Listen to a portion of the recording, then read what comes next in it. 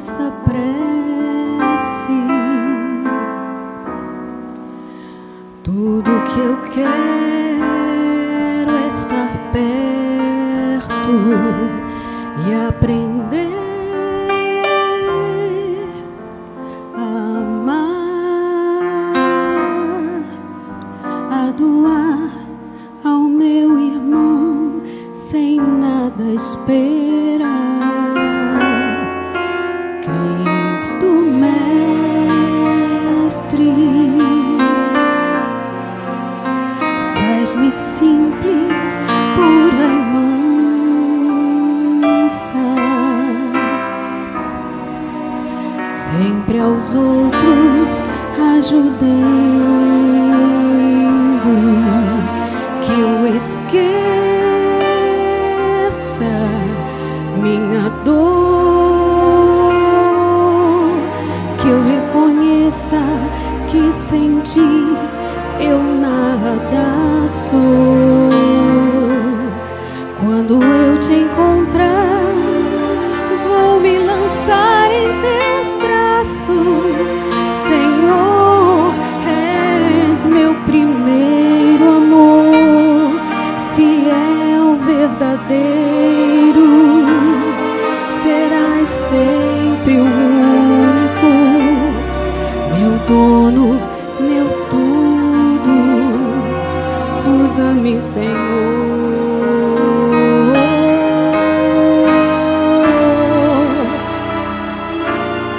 Que eu não mais te magoe, que eu não mais te renegue, que tua vontade eu faça. Eu me entrego pra sempre, na fé te espero, e orando te peço, volta à terra em breve. Eu te aguardo, Senhor.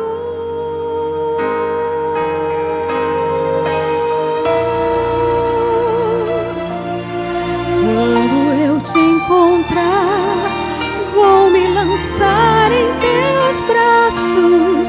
Senhor, és meu primeiro amor, fiel, verdadeiro. Serás sempre o único, meu dono, meu tudo. Usa-me, Senhor.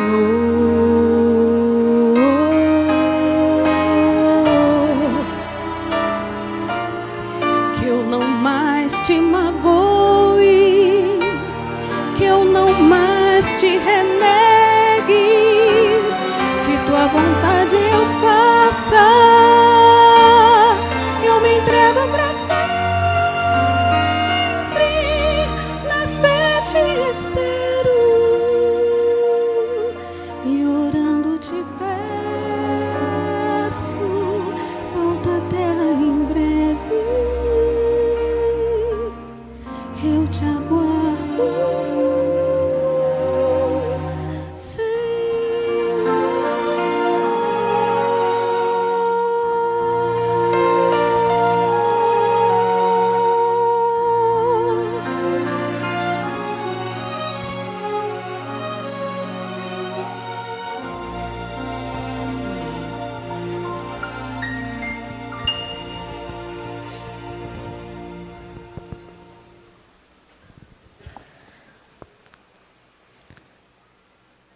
Eu desejo um feliz sábado a todos os irmãos.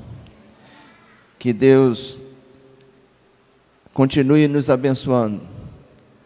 Esses momentos que nós passamos aqui, eles são momentos significativos para a nossa vida espiritual. Eu sou muito grato a Deus por estar aqui nesse lugar, nesta manhã, e compartilhar esses momentos com vocês. Eu quero vou ler muitas passagens aqui. Eu peço a vocês que acompanhem, abram as suas Bíblias e acompanhem a leitura, porque senão fica cansativo, né? As pessoas podem devagar e achar, não, mas se estiver lendo, acompanhando, aí fica fácil, né? Que aí você participa efetivamente do que nós temos para falar. Como o irmão Edivaldo comentou, nós não estávamos contando em vir falar hoje à igreja. Mas essa semana meu filho ligou para mim e disse assim: pai, me pediram para fazer uma pregação em cima da hora e é no sábado agora. Eu vou pedir ao senhor que eu estou querendo, comentou comigo, e o senhor escreve isso para mim. E eu escrevi, disse para ele, mas você lê aí, vai lendo aí, porque se eu não tiver condição de escrever, pelo menos você já sabe o que vai falar. E ele pegou, lê e fazia as pesquisas dele. Eu escrevi para ele, e ontem à noite ele ligou para mim e disse assim: pai, o senhor, eu mandei para ele, e ontem à noite ele disse assim: pai, o senhor mandou a metade do sermão, agora eu vou ter que fazer o restante. Eu fui lá, olhei, eu fiz uma atrapalhada lá no Word, na hora de enviar, enviei o arquivo errado, mas aí graças a Deus consegui achar lá, o arquivo perdido que eu tinha atualizado em cima de uma área que era temporária, de maneiras que hoje Rafael está falando esse sermão lá na igreja de Xaxim, em Curitiba, e pela providência de Deus nós vamos ler o mesmo sermão aqui que ele pediu que nós preparássemos. Eu quero começar com 1 Coríntios, capítulo 10, verso 12. 1 Coríntios foi uma carta escrita por Paulo, um apóstolo. Ele estava distante e ele escreve para a igreja dos Coríntios, a igreja em Corinto. E nessa igreja moravam muitos gregos, era uma igreja muito complicada. E ele escreveu muitas mensagens para essa igreja. Ele zelava pela salvação dessas pessoas. E esse verso em especial, ele é importante para nós, que vivemos numa cidade muito complicada também. É uma cidade cheia de contaminação, cheia de controvérsias, muito complexa a vida aqui na cidade em que vivemos. Eu imagino que a cidade do Rio de Janeiro não seja tão complicada quanto, ou eu imagino que a igreja de Corinto, a cidade de Corinto não era tão complicada quanto é a cidade do Rio de Janeiro. Por isso as palavras de Paulo são importantes para nós nesta manhã. 1 Coríntios capítulo 10, verso 12. Aquele, pois, que pensa estar em pé, veja que não caia. Aquele que pensa que está em pé, veja que não caia. Eu gosto muito de ler ali o capítulo, um outro livro que Paulo escreveu, que foi o livro de Hebreus. E no livro de Hebreus ele destacou algumas pessoas que foram heróis da fé e que nós conhecemos como a galeria dos heróis da fé. É no capítulo 12 de Hebreus. Ali são citados vários personagens da história bíblica e são citados alguns de seus feitos. Na Bíblia nós temos muitos heróis, mas que não são mencionados naquele capítulo. Há personagens que foram heróis durante uma parte de suas vidas, mas que, quando a gente lê a sua história, a gente vê que elas decepcionaram. Elas nos decepcionam porque elas deixaram o caminho de Deus. Há outros personagens que aparecem no livro da Bíblia e que não poderiam realmente entrar lá na galeria dos heróis da fé, porque eles já aparecem com uma atitude negativa.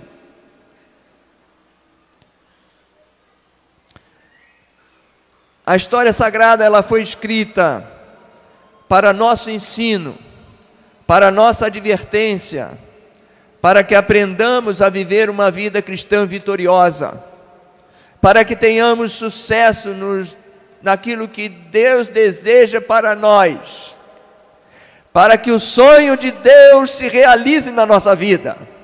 Foi para isso que foi escrita as Sagradas Escrituras. Hoje nós vamos pensar e acompanhar a vida de dois personagens das Escrituras. Vamos focar em Samuel e Saul. Como Deus escolhe e capacita as pessoas para o sucesso. Entretanto, o sucesso não depende só de Deus. Esse verso que nós lemos de 1 Coríntios, ele sugere que o cristão deve ter alguma ação para que não caia fora do caminho da salvação. Paulo, quando ele adverte os coríntios, ele diz: aquele que julga estar em pé, pensa estar em pé, veja, cuida, para que não caia. A vida cristã, então, ela é uma vida vitoriosa, no que depende de quem? De Deus. Deus dá todos os recursos para que nós vençamos o pecado na nossa vida, para que ao levantarmos nós busquemos o poder de Deus, e esse poder está na nossa disposição todo dia, para que à noite, ao nos recolhermos, nós possamos olhar o dia que passamos e pensarmos: passei o dia inteiro na presença de Deus, como um vitorioso dia a dia. O que depender de Deus, não haverá fracasso na nossa vida. A história que nós vamos ler, ela está em 1 Samuel. Queria que vocês colocassem as suas Bíblias lá em 1 Samuel. 1 Samuel é no Antigo Testamento.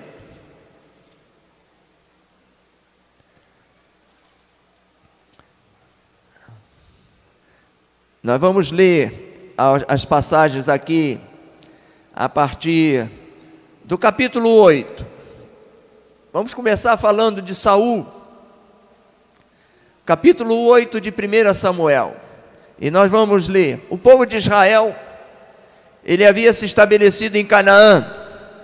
Deus tinha conduzido o povo através do deserto durante a sua jornada, e eles acabaram chegando a Canaã, agora já chefiados por Josué, e eles tomaram posse da terra de Canaã. Josué morreu, e ali se sucederam vários homens, vários servos de Deus foram levantados como juízes de Israel. Na verdade, Deus é quem estava administrando aquele povo, e Deus governava aquele povo. A autoridade de Deus estava sobre aquele povo. Somente as leis que Deus dera através do ministério de Moisés deviam ser executadas naquela nação. E assim, de tempos em tempos, surgiam os juízes em Israel. Começaram a surgir profetas de Deus, que tinham que defender o povo, que tinham que fazer uma obra de reforma, que tinham que reconduzir o povo na sua reverência para com Deus. E assim foram se sucedendo os juízes em Israel. Mas o povo, pouco a pouco, foi perdendo a sua reverência para com Deus. Eles perderam a reverência para com a palavra de Deus. O povo adotou os costumes daquelas nações vizinhas. E entre os juízes que Deus levantou em Israel, Deus levantou Samuel. Vocês conhecem a linda história de Samuel, como a mãe dele, Ana, chorava no templo pedindo um filho. O pai dele era um sacerdote, E ali ela chorando no templo, ela faz uma promessa a Deus, e ela vai para casa, e ela concebe a Samuel. Passado um tempo, Ana vem ao templo como ela tinha prometido a Deus, e entrega seu filho a Deus. Ele ainda pequeno, Samuel então é chamado ao ofício profético como profeta. Deus, a primeira vez que Deus fala, ele ainda garoto ainda no templo, Deus fala com Samuel para dar uma mensagem ao sumo sacerdote. E ali chamado, esse garoto se torna um homem, e a vida dele é dedicada a Deus, como um dos juízes de Israel. Quando você lê a história de 1 Samuel, que certamente foi escrita por ele, você vê como Deus atuava fortemente na vida desse seu servo, e como ele correspondia.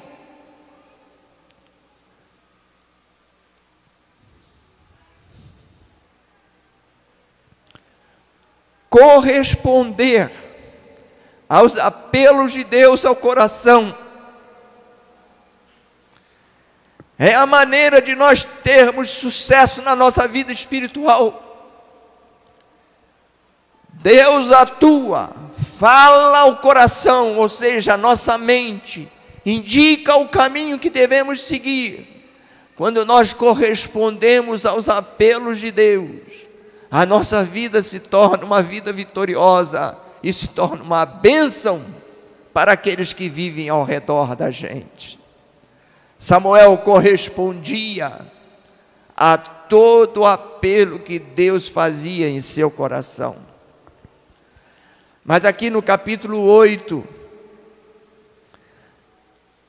a gente vê um momento em que Samuel é confrontado, a sua vida.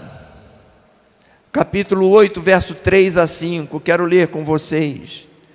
Porém,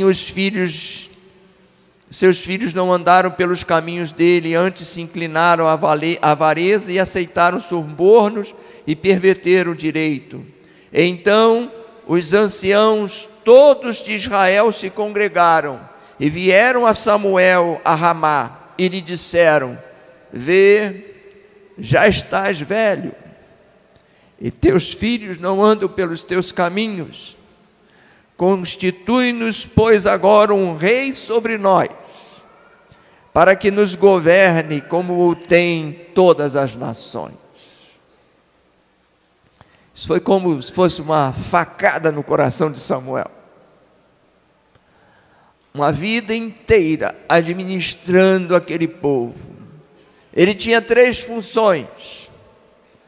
Samuel era o administrador, era o juiz de Israel, ele era um sacerdote, ele era da família, da linhagem sacerdotal, ele era o sacerdote, e ele era um profeta, e ele agia da maneira que Deus desejava que ele agisse. Ele representava a Deus, e ele colocava a mensagem de Deus diante do povo. E aqui o povo diz: você já está velho, você já está velho, nós queremos um rei. Aquilo foi uma facada, mas ele não reclamou, e foi orar a Deus. Você continua lendo o relato que Samuel não protestou diante do povo, mas ele foi a Deus e orou a Deus para que Deus respondesse. E no verso 7, Deus responde a Samuel: atende a voz do povo em tudo quanto te diz, pois não te rejeitou a ti, mas a mim, para eu não reinar sobre ele.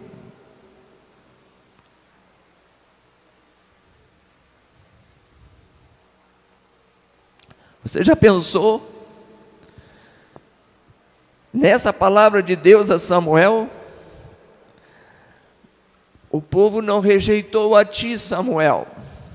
Ele era o administrador, ele era o sacerdote, ele era o juiz, não é isso? Ele era um profeta.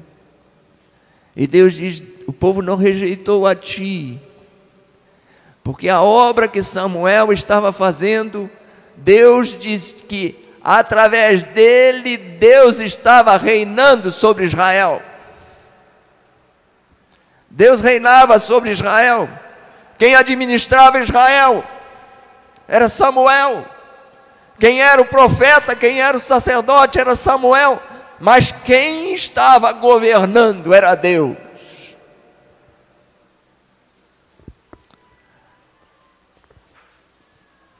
Eu fico impressionado com isso, porque é importante que cada um de nós possa meditar no exemplo desse servo de Deus e como é que as coisas podem acontecer na nossa vida, a obra que nós podemos fazer.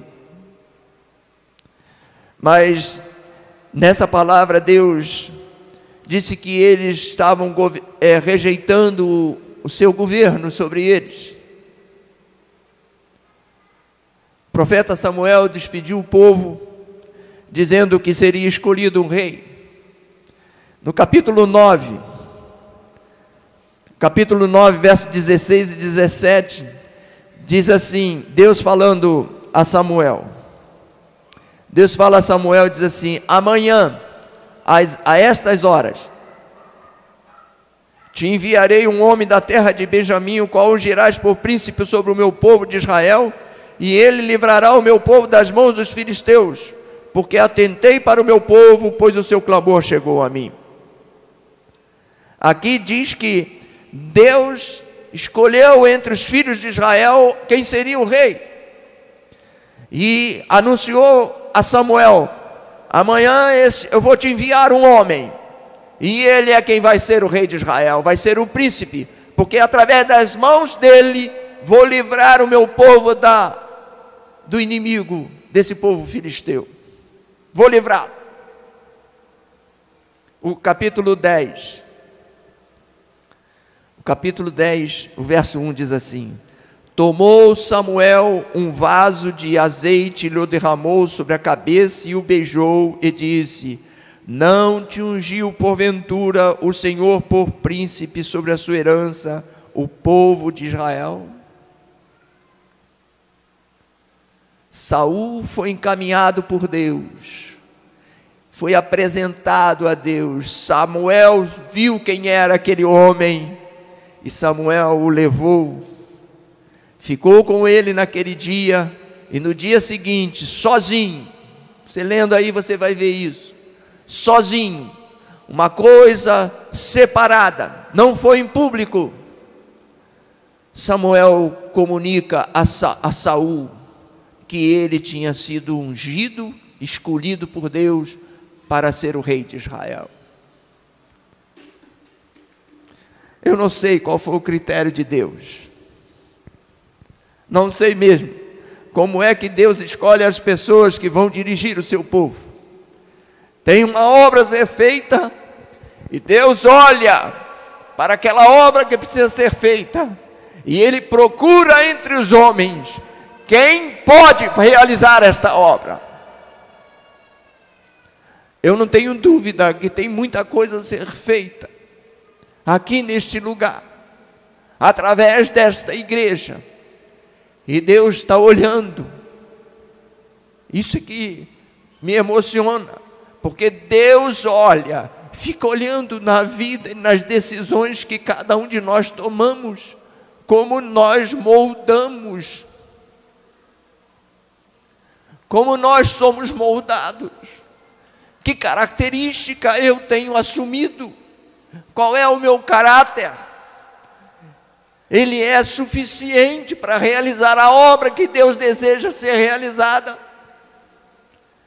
Deus olhou na nação de Israel e ele viu Saul, que poderia realizar a obra, e ele escolheu a Saul. E Saul então foi ungido por Samuel. Mas você vai lendo a história, veja só o verso 9 e 10.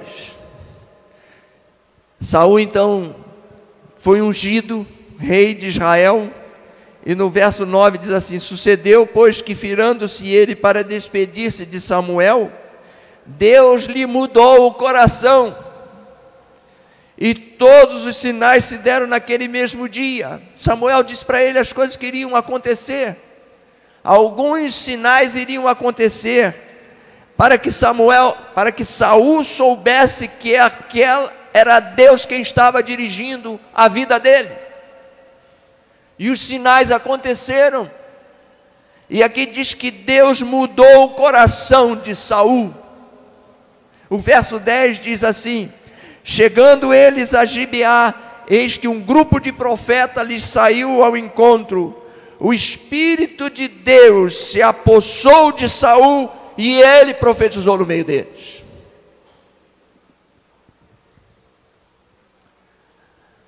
Um homem pode não ser perfeito, mas se Deus escolhe o homem aceita a escolha de Deus, Deus vai realizar a obra no coração e vai mudar o coração do homem. Aqui a gente vê Deus escolheu a Saul, e já aqui você encontra Saul cheio do Espírito Santo de Deus. Mudou. Deus mudou. Deus capacita a pessoa para que ela faça a obra.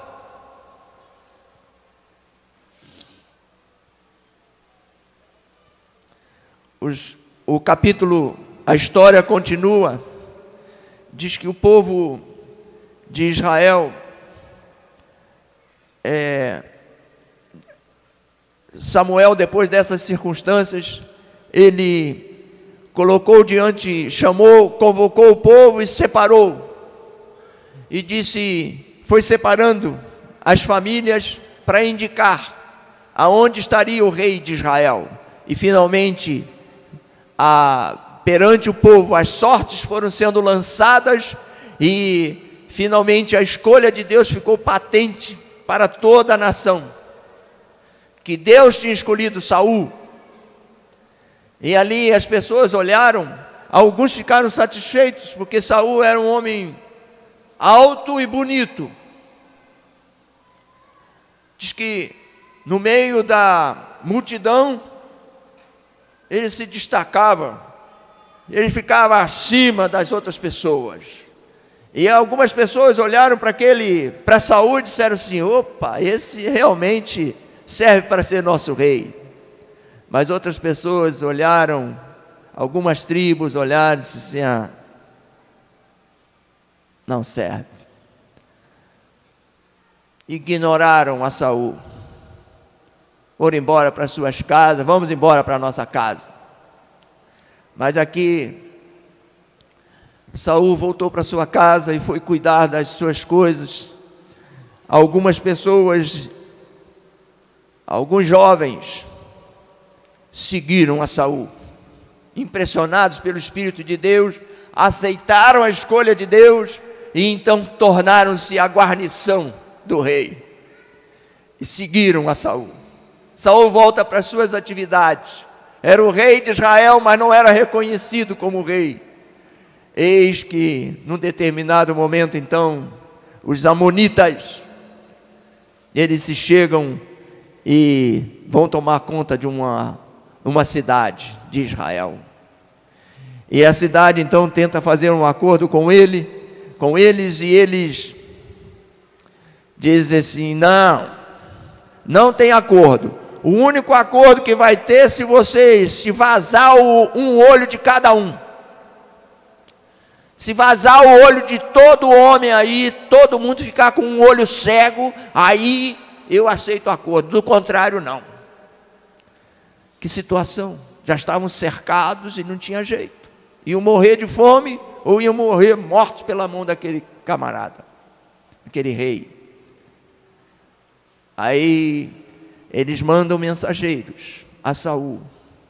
Saul então pega um animal, despedaça e manda para todo Israel e diz para Israel: olha, assim vai se fazer aos animais daqueles que não se juntarem para socorrer aqueles nossos irmãos. Dirigido pelo Espírito de Deus, porque o relato bíblico diz que ele, cheio do Espírito de Deus, sob a influência do Espírito de Deus, ele toma essa atitude e lidera o povo na guerra.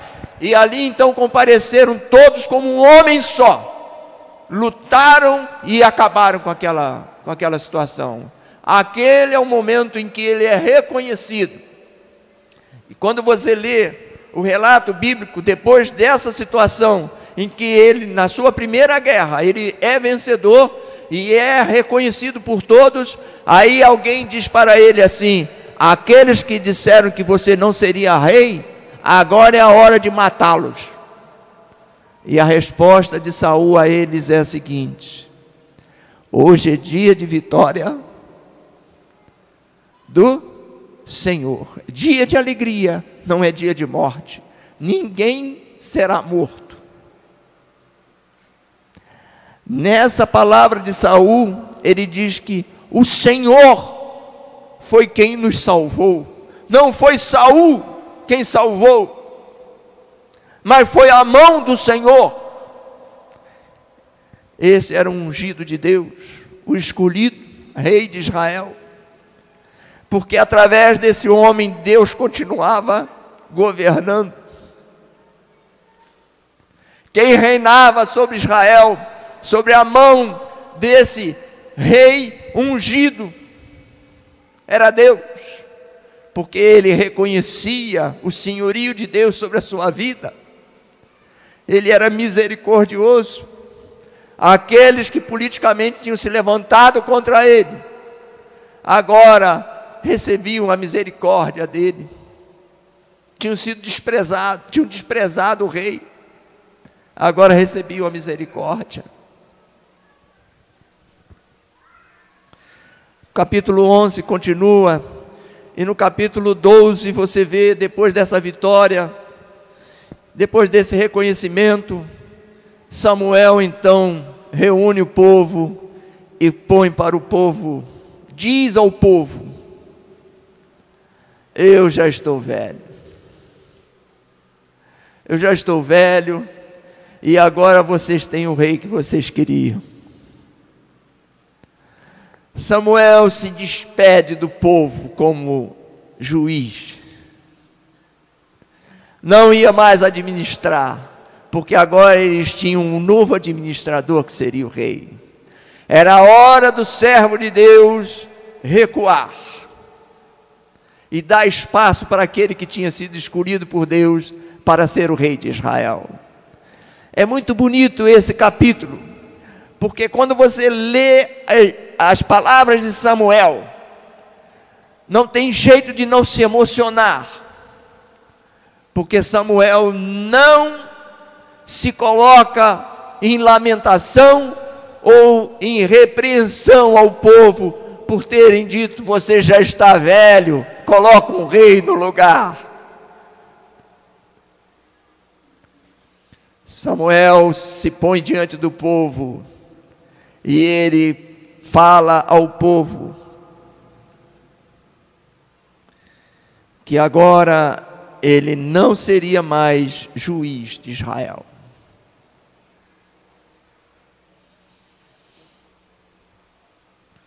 Ele faz algumas recomendações para que tudo vá bem na vida de Saul e do povo. Você vê lá 1 Samuel capítulo 12, verso 14. Ele faz algumas recomendações. Olha o que ele diz: se temerdes ao Senhor e o servirdes, 1 Samuel 12, 14, e lhe atenderdes a vós, e não lhe fordes rebelde ao mandado, e seguirdes o Senhor vosso Deus, tanto vós como o vosso rei que governa sobre vós, bem será.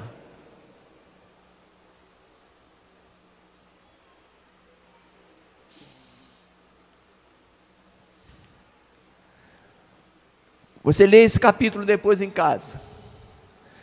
Porque Samuel desafia o povo. Ele desafia o povo a falar do tempo que ele foi juiz em Israel. Se ele defraudou alguém, ele se põe diante do povo e pede: se eu defraudei alguém, se eu devo a alguém, eu vou restituir. E os anciãos de Israel viram-se para ele e dizem assim: você não deve nada a ninguém. Ah, que vida! Quando o homem se deixa guiar pelo Espírito de Deus, ele consegue obedecer a Deus e ele consegue colocar diante dos homens a justiça de Deus. Posteriormente vocês vão ver Samuel indo ungir o próximo rei de Israel.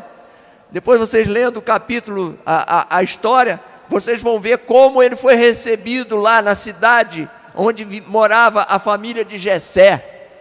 Os anciãos vieram correndo para saber. Tinham medo, vieram tremendo, com cuidado, porque chegou aquele que continuou sendo representante de Deus. Ele era muito respeitado pelo povo. Ele servia a Deus. Mas Samuel fala, a recomendação que ele faz é de que o povo deveria temer a Deus. E o rei também, porque assim iria tudo bem. Tudo iria bem. Bom, irmãos, queria falar desses dois personagens assim, porque até aqui, nós vemos duas pessoas guiadas pelo Espírito de Deus, campeões da fé, e que mereciam ser colocados na galeria dos heróis da fé. Saul e Samuel. Um era rei de Israel e o outro era profeta de Deus e sacerdote. Essa despedida de Samuel fala da sua integridade, fala da sua comunhão com Deus, fala claramente para nós. O testemunho de Samuel é um testemunho que todos nós gostaríamos de, quando chegássemos à velhice, as pessoas pudessem olhar para a gente e dizerem: esse serviu a Deus, não me deve nada, lidou bem com todos, foi honesto e foi justo com todas as pessoas. A carreira da nossa vida, quando chegasse ao final, nós gostaríamos de ser assim, como foi a vida de Samuel. Dois campeões, porque o que dependia de Deus estava acontecendo, e enquanto Samuel e Saul eram colaboradores de Deus, a vitória e o sucesso na vida espiritual estava garantido. Saul, eu não citei a passagem, mas foi 1 Samuel 12:3, quando Samuel faz o desafio. Agora ficou Saul como rei, Samuel como profeta e sacerdote. Primeiro momento, a missão que Deus se encarregara a Saul era livrar o povo de Israel das mãos dos filisteus. Das mãos dos filisteus.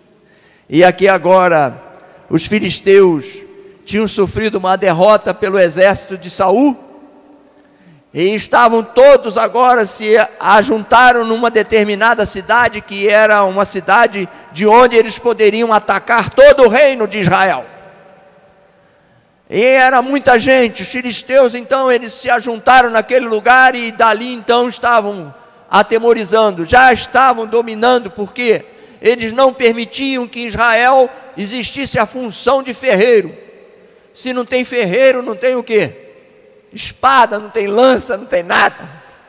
não tinham condição de lutar contra o exército filisteu, porque até para as ferramentas, as enxadas que precisavam limar, afiar, tinha que ir lá no filisteu para ele afiar a ferramenta, para eles ararem a terra. Não tinham condição de guerrear contra os filisteus, e os filisteus então agora se colocaram ali naquela posição e dali iam atacar a todos. Esse era o desafio, e esse era o momento em que Saul seria desafiado, mas ele deveria agora ser provado para ver se de fato ele agiria como agiu Samuel. Se era aquele homem através do qual Deus continuaria reinando sobre Israel. A recomendação foi feita, tinha sido feita, de que ele deveria ir para uma determinada cidade, e lá naquele lugar deveria convocar o povo, e ajuntar o exército do povo de Israel, e ali aguardar, porque no 7º dia, Samuel chegaria naquele lugar. E assim Saul foi, fez, e estava lá. O povo chegou, mas aquela multidão que chegou estava atemorizada, apavorada. Por quê? Qual eram as armas que eles tinham? Paus e pedras. Era isso que o povo de Israel tinha para guerrear contra os filisteus. Paus e pedras, fundas. Era isso que eles tinham. Não tinham armamento para enfrentar os filisteus. Imagine, não eram nem guerreiros, eram agricultores, eram homens que viviam trabalhando para se manter, não tinham treinamento militar, e ali então se ajuntaram. Os dias foram passando, e cada dia que passava, havia o quê? Deserção. As pessoas foram se apavorando, e foram esvaziando, foram fugindo para as cavernas, foram procurando outros lugares. Teve gente que, em vez de ficar com o exército de Israel, bandearam para o lado do exército filisteu, e assim foram fazendo, as pessoas apavoradas foram fazendo, e Saul ali, aquele era o momento em que ele, como rei de Israel, ele deveria convocar as pessoas a orarem a Deus, buscar o poder de Deus, mas ele ficou ali, naquela situação, se deixou abater pelo que estava acontecendo, e num determinado momento, quando era no 7º dia, Samuel propositalmente se atrasou, porque essa era a prova para Saul, esse era o momento de prova, e ele deveria buscar a Deus, porque Deus ia livrar o povo de Israel pelas mãos de Saul, mas todo o povo saberia que seria com poucas pessoas, que não tinham armas, que não tinham nada, que quem ia guerrear era Deus. O plano de Deus era esse. Saul fracassou, porque você lendo, você vê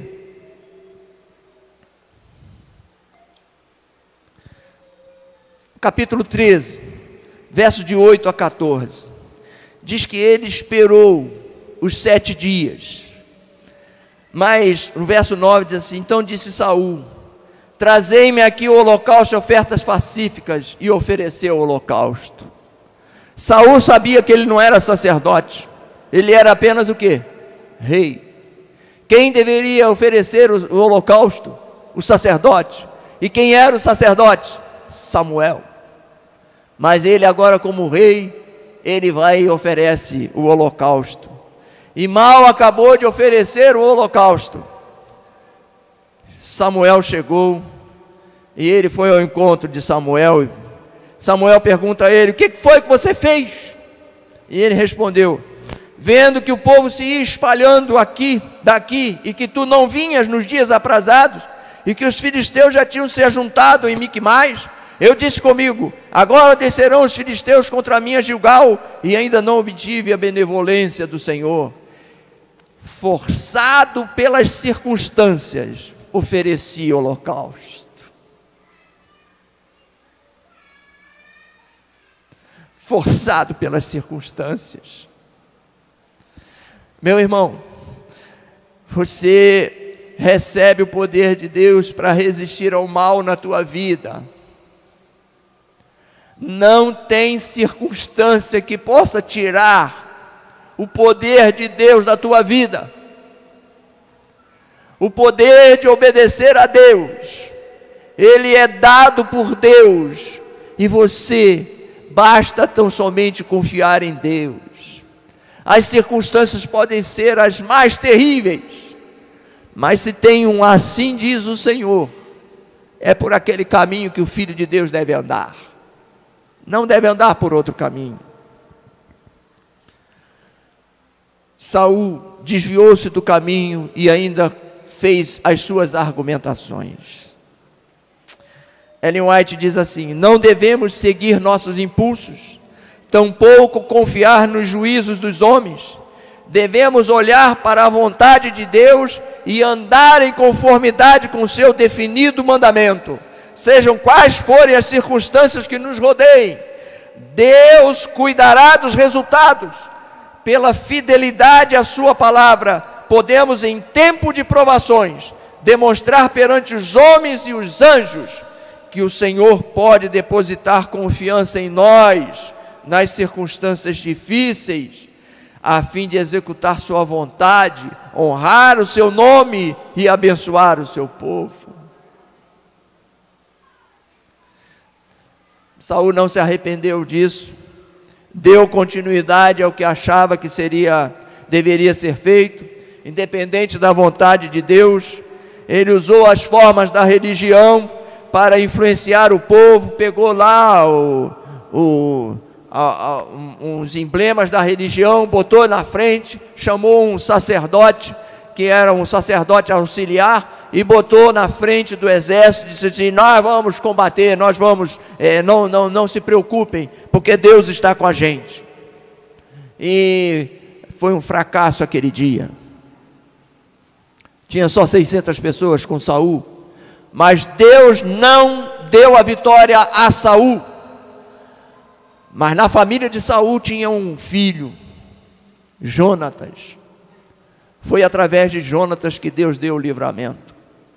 Ele e o seu homem de guarda, seu pajem, entraram nas tropas filisteias e fizeram lá, orando a Deus, buscando sinais de que Deus estaria aprovando. Esses dois homens entraram nas tropas dos filisteus, criaram uma algazarra tão grande e matou a tanta gente, que os filisteus acabaram na confusão, uns matavam aos outros. Finalmente Saul, vendo que tinha um problema lá, mandou ver quem é que saiu daqui. Aí só deram falta de Jonatas e o seu pajem. E aí Saul, então, vamos atrás. Mas a vitória já tinha sido dada por Deus. E eles foram atrás. E aí sim, não destruíram a todos os filisteus como Deus desejava, como era o plano de Deus. Não destruíram, porque mesmo ele indo, agora ele dizia: ninguém pode comer nesse dia enquanto eu não matar os meus inimigos, não me vingar dos meus inimigos. Agora a guerra, quem governava Israel não era mais o Senhor. Quem governava Israel era Saul, os meus inimigos. E ele fez, com as atitudes dele, ele acabou levando sofrimento ao povo. Aqui a gente vê na vida de Saul, primeiro momento ele fracassou. O segundo momento foi quando Deus ainda chamou através de Samuel para que ele fosse fazer uma outra guerra. E Deus o chamou. E ele, de novo, agora era para ferir os amalequitas e vingar o povo de Israel. Ferir os amalequitas. Você lê isso lá no livro de Samuel, no capítulo 15. 1 Samuel capítulo 15. Ele faz, Deus deu instruções claras para ele, que ele não deveria pegar nada, aproveitar nada daquele povo. Deveriam todos morrer. Eis que Saul vai, faz a guerra, é vitorioso, mas ele traz o rei Agag, traz o rei dos amonitas, e traz o gado gordo, traz as coisas melhores que tinha na terra, ele traz. E Samuel diz: você fez o que Deus mandou? Sim, fiz o que Deus mandou. E Samuel disse: então o que é isso aí que eu estou ouvindo? Que balido é esse aí? Não, isso daqui é o gado mais gordo que tinha lá, nós trouxemos para oferecer ao Senhor, para oferecer a Deus. Deus não se interessa em obediência parcial. Deus deseja que os seus servos obedeçam a Ele plenamente, integralmente, não com uma parte do coração, mas com o coração inteiro. Ali nós vemos o fracasso e finalmente Deus fala a Samuel: não sei quanto tempo mais você vai ficar esperando, Samuel, porque Samuel gostava de Saul, e Samuel queria que Saul fosse resgatado, e Deus disse assim: ele não serve para ser rei de Israel, não quero mais ele como rei de Israel, eu vou agora te dizer quem você vai ungir como rei de Israel. Irmãos, aqui no capítulo 15, nós vemos que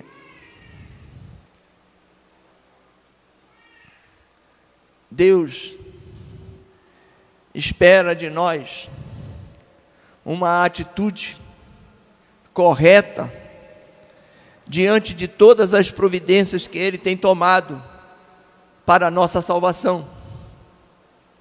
Deus espera uma atitude correta de cada um de nós. Deus espera e conta com cada um de nós para realizar a sua obra. Esses dois homens foram contemporâneos, receberam a provisão do céu para terem sucesso espiritual, mas cada um lidou de uma forma diferente com a graça e a misericórdia divina. Eu quero terminar lendo as palavras que estão em Hebreus capítulo 12, verso 1 e 2.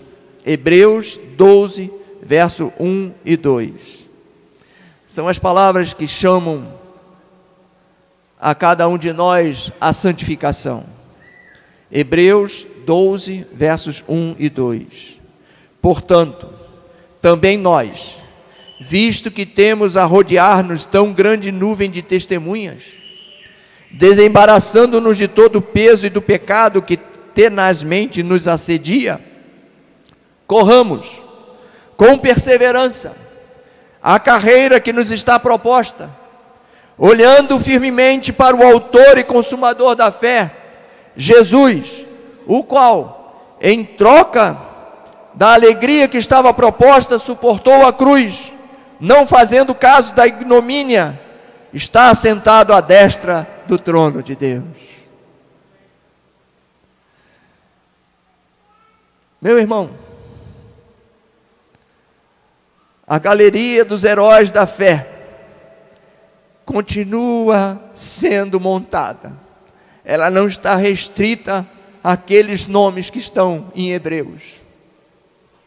Há um livro memorial no céu. Há um livro memorial no céu, no qual estão sendo escritos. Nesta manhã eu apelo a cada um de vocês a não negligenciarem as convicções que Deus tem colocado nos corações de vocês, porque Deus tem moldado vocês para fazer a obra, e fazer a obra de uma forma perfeita, não parcial. Procure verificar na tua vida aonde você tem negligenciado aquelas coisas que você faz compulsivamente, são os seus defeitos de caráter. Veja bem, o que você faz compulsivamente, que é contrário às suas crenças, que é contrário ao que você ouve na palavra de Deus e que o Espírito de Deus te convence. Tire isso da tua vida. Não faça nada contrário ao que Deus fala ao teu coração, para que o teu nome seja mantido na galeria dos heróis da fé. Amém, irmãos?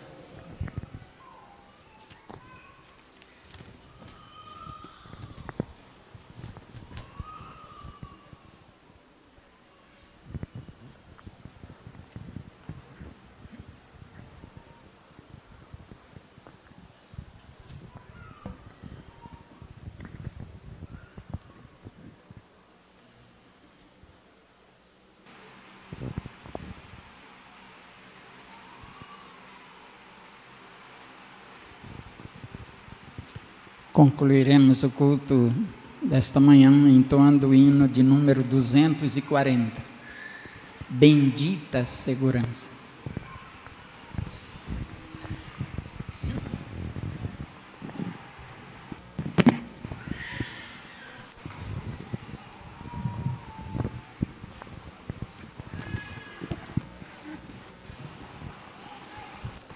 Ao som dos instrumentos, vamos nos colocar em pé.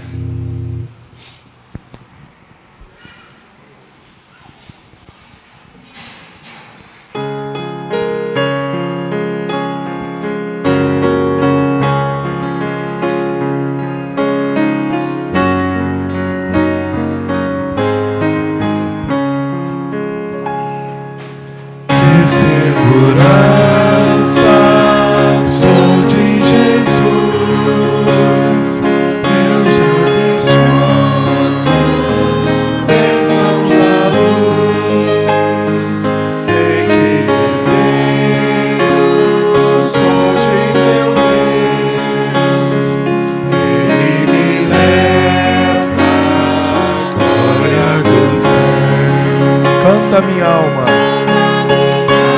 canta ao Senhor, rende-lhe sempre honra e louvor.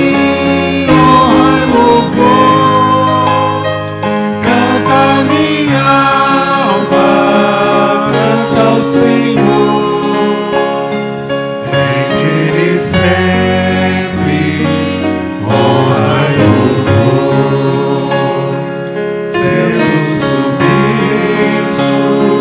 Sempre ao bem, cintos em levos puros do além, anjos descendo, trazem louvor, pegos da graça, bênçãos do amor.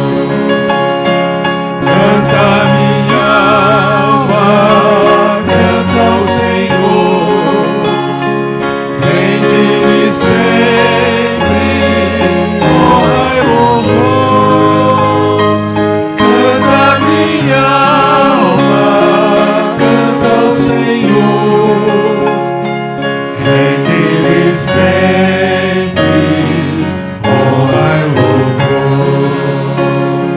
Sempre vivendo em seu grande amor, me regozijo em meu Salvador, esperançoso, vivo na luz, quanta bondade em meu Jesus.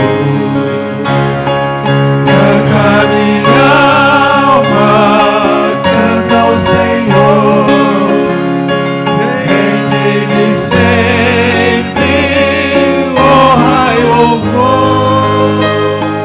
Canta minha alma, canta ao Senhor, rende-lhe sempre honra e louvor.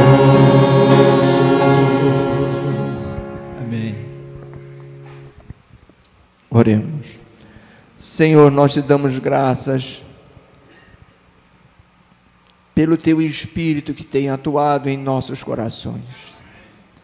Te damos graças, Senhor, por todas as providências que tens tomado para que possamos estar contigo nas mansões celestiais.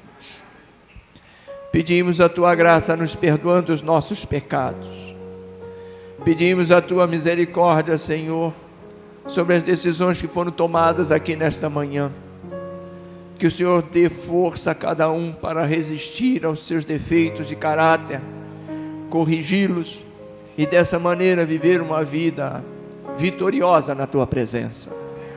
Abençoe a todos os que estão aqui nesta manhã. Abençoe aqueles também, Senhor, que porventura possam estar assistindo de algum lugar distante essa mensagem. Cuida de todos aqueles que se voltam para o Senhor e restaura a vida de cada um, Senhor, preparando-nos todos para um dia estarmos contigo. Tem misericórdia, nós te pedimos, com perdão dos nossos pecados, no nome do Senhor Jesus. Amém, Senhor.